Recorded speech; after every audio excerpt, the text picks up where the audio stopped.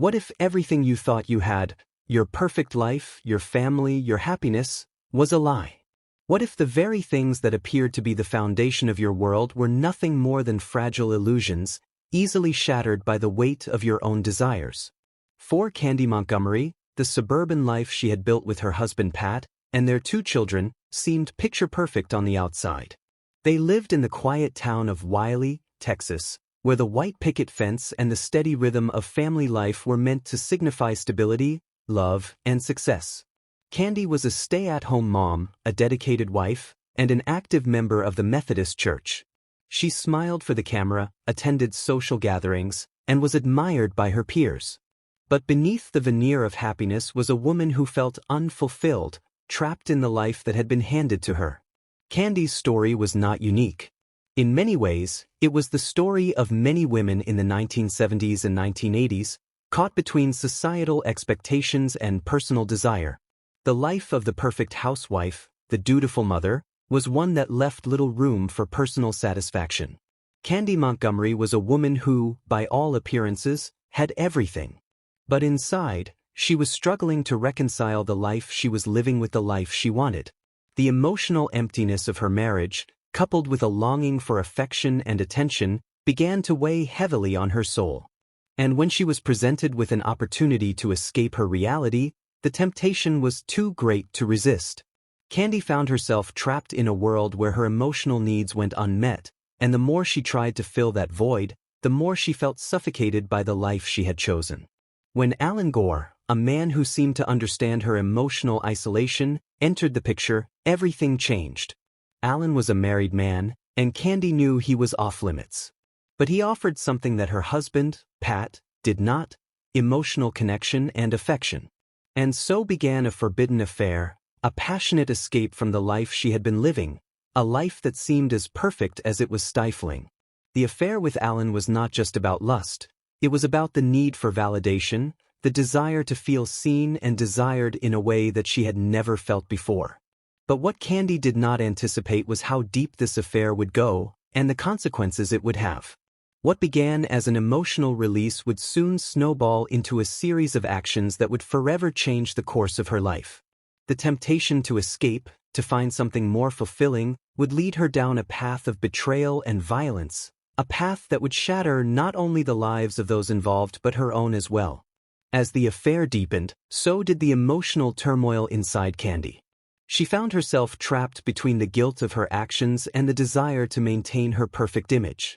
She was no longer just a woman looking for affection. She had become someone who was willing to sacrifice everything, including her own morality, to escape the confines of her life. In the heat of these emotions, with a life built on deception, Candy began to see the world differently. The rules of right and wrong blurred, and what was once unthinkable became a tempting possibility. What would happen when the secret could no longer be kept? What would become of the woman who had everything? A perfect life, a loving husband, and a family, but was so desperate for something more that she lost herself in the process. As the affair became known to Betty Gore, Candy's closest friend, the weight of betrayal began to turn the once harmless secret into a violent confrontation. Before we dive into this unbelievable case, make sure to subscribe and turn on notifications so that you'll never miss any of the chilling cases we cover. Candy Montgomery's life seemed to follow the blueprint of what society expected of women in the late 1970s and early 1980s. Marry young, settle down, raise children, and keep a perfect home. On the surface, she was the epitome of suburban motherhood, a woman living in a quiet town, surrounded by other families who shared similar values. She was the picture of the ideal housewife, devoted, family-oriented, and involved in her community. But behind this outward appearance, Candy was slowly becoming trapped in a life that no longer satisfied her. Born in 1951, Candy Lynn Wheeler grew up in Texas, and like many women of her time, her path was shaped by traditional values. She married Pat Montgomery, a man she met while in college, and they started a family. On the outside, the couple seemed to have it all: a beautiful home, 2 children, and everything they needed for a life of comfort and stability. Pat was a computer engineer, and their family seemed like the ideal example of middle-class American life. But inside their home, things weren't as perfect as they appeared. Pat, while a good provider, was emotionally distant. Their marriage was devoid of the emotional intimacy that Candy desperately craved. Though they went through the motions of their roles as husband and wife, the emotional connection between them was lacking. Pat was more interested in his career than in truly connecting with his wife, leaving Candy feeling isolated, misunderstood, and alone. This emotional void left Candy searching for something that could fill the gap, something to offer her the validation she felt was missing from her marriage. Candy's emotional needs were not being met at home, and over time, her longing for affection and attention turned into frustration. She began to feel like an invisible woman, a woman who had lost her own sense of self. She was no longer just a wife and mother, she was a woman aching for something more, but unsure of how to reclaim it. Candy had been the perfect housewife, quiet, supportive, always meeting expectations. But behind closed doors, she began to feel like a shadow of the person she wanted to be. This emptiness inside her only deepened as time went on. Candy's yearning for attention and validation became stronger until she found it in the most unexpected of places, in the arms of Alan Gore, a man she met through the Methodist Church. Alan was married to Betty Gore, Candy's close friend. He was everything Candy's husband was not: charismatic, emotionally available, and sensitive. Alan seemed to notice Candy in a way that Pat never did, and soon, their friendship blossomed into a forbidden affair. The affair with Alan became more than just a romantic interlude. It was an escape for Candy, a passionate release from the stifling role of wife and mother. For the first time in years, she felt alive, desirable, and seen. In the secrecy of the affair, Candy was able to experience emotions she hadn't felt in years, emotions that came with being desired, wanted, and admired. For the first time in her life, Candy had something to live for outside of her prescribed role in her family and society. But, as with all forbidden things, the affair had consequences. What began as an affair with Alan soon spiraled into a series of emotional entanglements that Candy could no longer control. As she and Alan's relationship grew deeper, so did Candy's sense of entitlement. She believed she had found something that was hers, a source of validation and attention that she could not give up. But this created an even greater emotional divide between Candy and her husband, Pat, and between Candy and Betty Gore, her friend, whose marriage was unraveling as a result of the affair.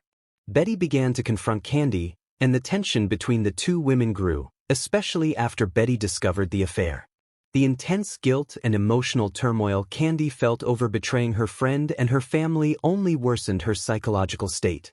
She had been living a life of deception for months, hiding the affair from everyone, even as the weight of her actions began to take its toll on her mental health. The shame of her betrayal began to suffocate her, and as the confrontation with Betty loomed closer, Candy's emotions became more and more volatile. In many ways, Candy's psychological state was like a powder keg ready to explode. Her narcissistic tendencies, her need for attention, and her emotional detachment had all contributed to this breaking point. She couldn't maintain the image of a perfect wife and mother while living a secret life that was consuming her from the inside. The tension between wanting to escape her reality and the guilt of her actions created a suffocating pressure, a pressure that ultimately led to a violent act that no one could have predicted. Betty Gore's life seemed to reflect the idyllic suburban existence that many people aspire to.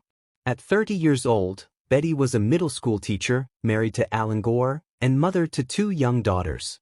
She was intelligent, kind, and well-respected in her community. To those around her, Betty appeared to be living the life many would envy, the picture of family, love, and faith. But like so many in seemingly perfect situations, the reality was much more complicated. Betty and Alan's marriage had always had its ups and downs, though they worked hard to make their family life work. Alan, a successful engineer, was often emotionally distant, preoccupied with his career. Over the years, Betty had begun to feel the distance between them growing wider. The emotional connection she longed for was missing, leaving Betty feeling increasingly isolated. Though they had built a life together, Betty began to question whether her marriage was all that it seemed. Betty's friendship with Candy Montgomery, whom she met through their shared involvement in the Methodist Church, was an important part of her life. The two women were close, bonding over their shared faith and the everyday struggles of being women in their community. Betty had no reason to suspect that Candy, whom she trusted deeply, would betray her. But when Betty discovered the affair between Candy and her husband, Alan, the foundation of her life was shattered. The revelation of the affair left Betty devastated. She had already felt emotionally distant from Alan, but the affair represented a betrayal of everything she had built her life around. She had invested so much into her family and marriage, and now the one person she had trusted the most, her closest friend, had broken that trust. The emotional toll on Betty was immeasurable. The realization that her husband had not only been unfaithful but had chosen her best friend to be the object of his affection was a blow to her self-worth. Betty was not just hurt, she was crushed, consumed by grief and anger. Betty's emotional world quickly became a storm of confusion. She was unable to comprehend why this had happened to her, and she questioned everything about her marriage and her role in it. The affair added layers of guilt and doubt to her already fragile state, and Betty struggled with how to move forward. The more she processed the betrayal, the more she realized that nothing would ever be the same again. She had to confront a truth that was impossible to accept. Her life, her marriage, and her future were built on lies. When Betty confronts Candy about the affair, the emotions that had been building up for months finally came to a head. What had started as a close, trusting friendship now turned into a heated confrontation, a meeting filled with bitterness, anger, and betrayal. Betty's response was fueled by the pain of being deceived by those closest to her. She demanded answers, and in doing so, her pain and anger became palpable. She had already been hurt by her husband, but now, she had to face the truth that her best friend had been part of the destruction. The irony of Betty's fate is haunting. She was a victim not only of her husband's infidelity but also of the very emotional turmoil that had led her friend, Candy, to seek validation elsewhere. The tension between Betty and Candy escalated quickly that day, culminating in a confrontation that would change everything. For Betty, the confrontation marked the beginning of the end, not only of her friendship with Candy but of her own life. Betty's death was not the result of a sudden outburst of violence. It was the tragic consequence of years of emotional turmoil, betrayal, and the unraveling of trust between two women who had once been close. The emotional breakdown caused by the affair left Betty vulnerable, unable to cope with the reality of the situation. The tragic end came at the hands of someone who had once been a friend, someone who had shared in the struggles of her life. For Betty, the ultimate tragedy was not just the affair but the deep sense of betrayal that came with it. She had lost not only her marriage but also her friend, and in the end, her life. The day June 13, 1980, started as a typical summer day in Wiley, Texas. But for Candy Montgomery and Betty Gore, it would end in the most unimaginable way. What began as a routine visit, a simple exchange of items between two friends, escalated into a brutal, violent confrontation that would forever alter the lives of everyone involved. Candy had gone to Betty's house that day to pick up a swimsuit for Betty's daughter. On the surface, it seemed like an innocent errand, a small act of normalcy in a world that had already been shaken by the affair between Candy and Betty's husband, Alan. But the emotional undercurrents running through that friendship were anything but ordinary.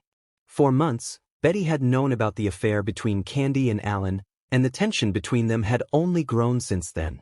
The truth about Candy's betrayal had finally come to light, and now, there was no avoiding the inevitable confrontation. As soon as Candy walked into the Gore household, it was clear that the air was thick with unresolved tension. Betty, no longer able to hide the pain and anger she felt, confronted Candy about the affair. What began as a conversation quickly escalated into a full-blown argument. The emotional intensity between the two women reached its peak, and what had once been a friendship grounded in trust and faith was now reduced to a violent clash of emotions. At that moment, something inside Candy snapped. Her emotional world, already fragile and complicated by guilt and shame, erupted into a violent outburst. According to Candy's defense, Betty attacked her first, wielding an axe. The confrontation in her account was one of self-defense, a desperate attempt to protect herself from a woman who had betrayed her and who now seemed intent on hurting her. In a flash of anger, fear, and self-preservation, Candy grabbed the axe and began to strike. The violence that followed was brutal and impulsive. The scene in Betty's home became one of uncontrollable rage. Candy struck Betty 41 times, an act of violence so extreme that it left Betty's body unrecognizable. The sheer number of blows speaks to the ferocity of the attack, a rage that overwhelmed Candy in the heat of the confrontation.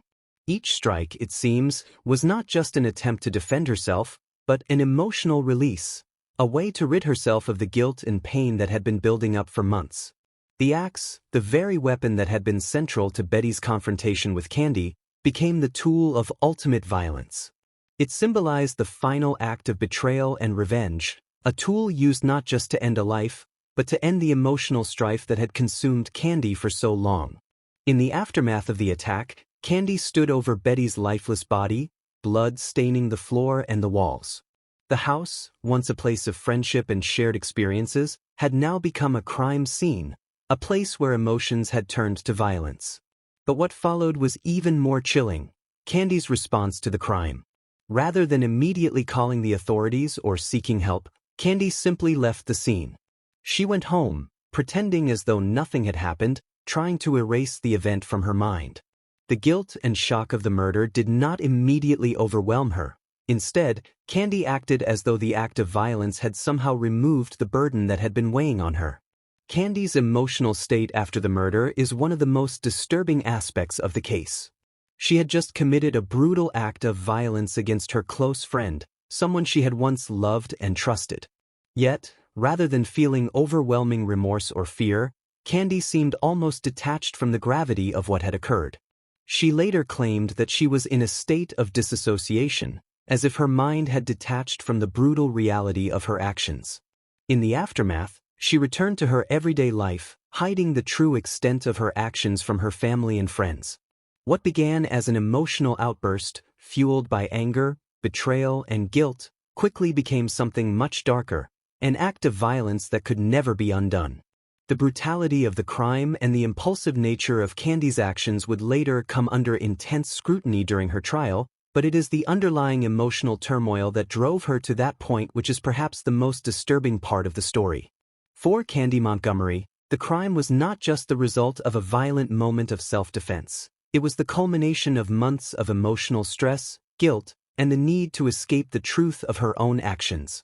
What could possibly drive a woman to take the life of her closest friend, someone she had once shared laughter, conversation, and trust with? The simple answer is that Candy Montgomery, a seemingly normal wife and mother, was not just driven by a momentary lapse in judgment. Her actions were the result of years of emotional turmoil, repressed feelings, and a deep sense of dissatisfaction that had been building for a long time. Candy's marriage to Pat Montgomery was the cornerstone of her suburban life. On the surface, everything seemed perfect: a loving husband, 2 children, a comfortable home, and the stability that many would envy. But beneath the surface, there were cracks. Pat, a computer engineer, was emotionally distant. He was more focused on his career and his own pursuits than on connecting with his wife. As time passed, Candy began to feel invisible in her own marriage, longing for affection, attention, and emotional connection. She had become a woman defined by expectations: the perfect wife, the perfect mother, the perfect friend. But behind this facade was a woman who was emotionally starved. Candy's emotional needs were not being met at home, and this deep sense of emptiness started to fester within her. She was a woman who had internalized the role of wife and mother so thoroughly that she had lost sight of who she was beyond those labels. She was performing the duties of a perfect life, yet she was deeply unsatisfied with the emotional disconnect she felt in her marriage. The problem was not just her husband's distance. It was that Candy had never learned how to articulate her own needs or confront her own desires. This growing emotional void led her to seek something more, something that would fill the gap she had been ignoring for years. And that is where Alan Gore entered the picture. When Candy and Alan started their affair, it was not just about sexual attraction or romantic desire. It was about something far deeper: validation.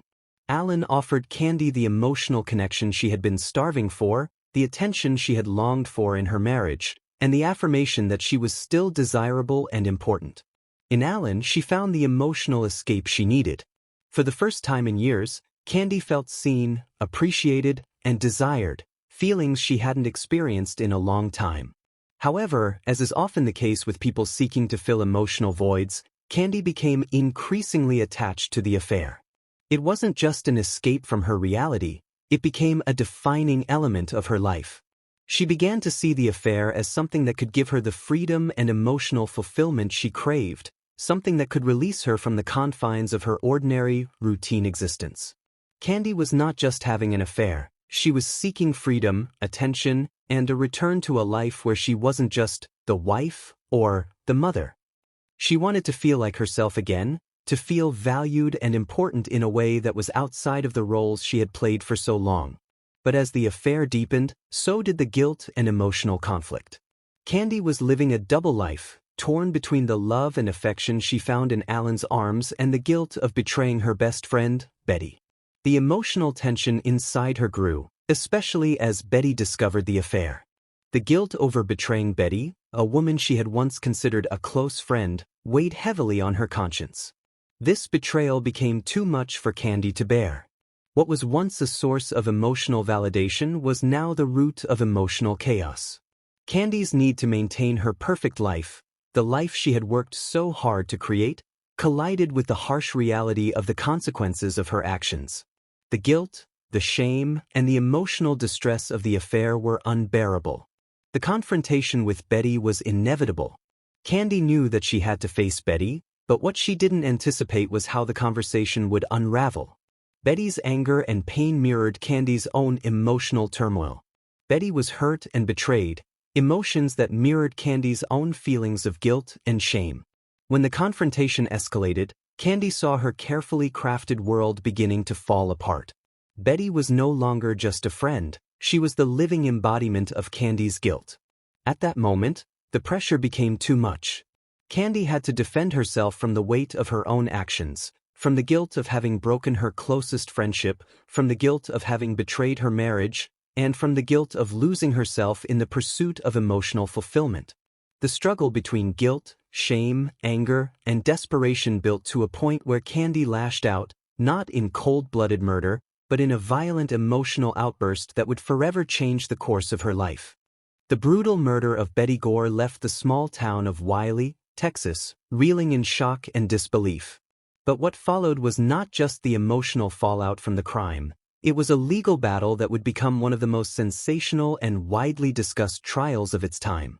The story of Candy Montgomery, a woman who killed her close friend, was filled with twists and turns, a defense rooted in psychological distress, and a public that couldn't seem to make sense of it all. At trial, Candy Montgomery's legal team argued that she had acted in self-defense. According to Candy, during the confrontation with Betty, Betty had attacked her with an axe, and she had no choice but to defend herself. But there was one key piece of the story that did not sit right with the jury and the public: the sheer brutality of the attack. 41 strikes with the axe. It was hard to reconcile this level of violence with a claim of self-defense.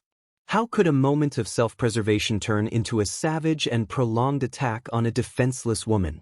Candy's defense team sought to explain this through the idea that Candy had been under extreme emotional distress.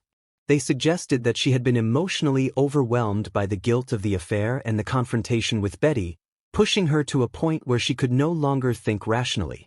The emotional weight of her actions, combined with the strain of maintaining the affair, was presented as a factor that clouded Candy's judgment during the crime.